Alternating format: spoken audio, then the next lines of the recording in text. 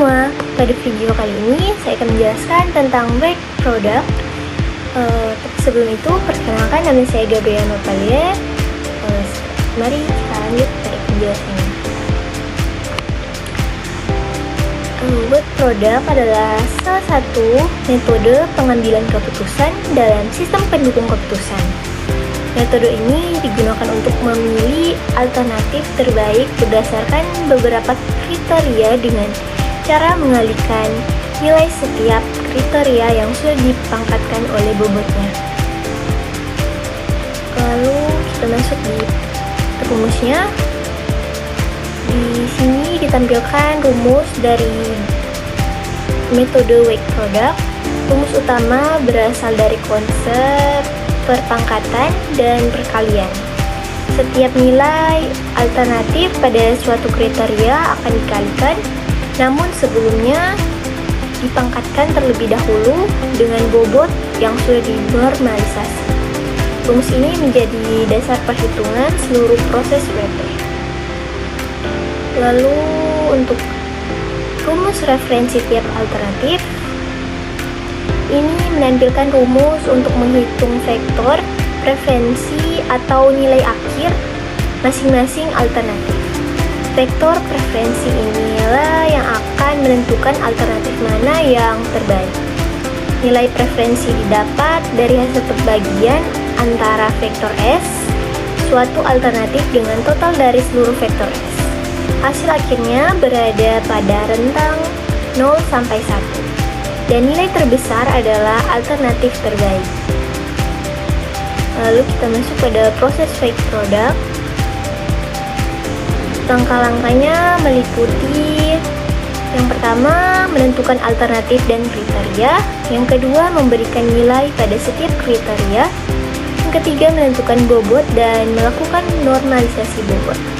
Yang keempat, menghitung vektor S menggunakan perkalian berpangkat.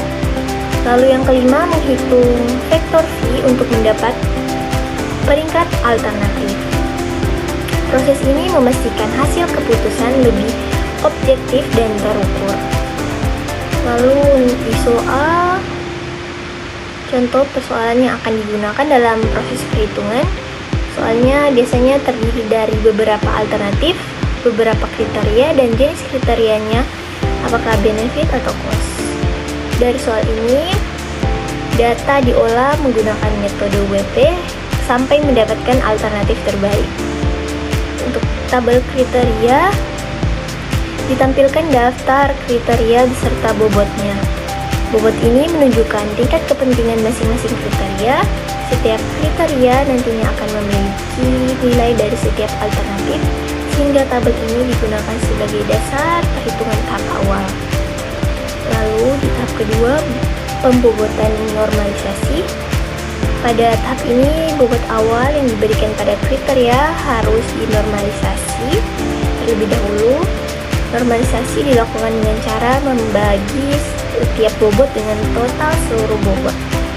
Tujuannya adalah agar jumlah seluruh bobot sama dengan 1. Bobot yang sudah dinormalisasi inilah yang akan digunakan sebagai perangkat dalam perhitungan WP. Lalu tahap 3, kita akan menghitung vektor S. Pada tahap menghitung vektor S, setiap nilai kriteria pada alternatif akan dipangkatkan dengan bobot normalisasi. Kemudian semua hasilnya dikalikan. Lalu rumusnya menghitung format S sama dengan yang seperti ini. Lalu vektor S akan menghasilkan nilai total kekuatan sebuah alternatif berdasarkan seluruh kriterianya. Lalu tahap 4, menentukan nilai vektor preferensi. Pada tahap terakhir, nilai vektor S, setiap alternatif dibagi dengan jumlah seluruh vektor S. Hasil pembagian ini disebut vektor preferensi atau nilai V. Alternatif yang memiliki nilai V paling tinggi dianggap sebagai alternatif terbaik menurut perhitungan weight product. Mungkin sekian dari penjelasan saya. Sekian dan terima kasih.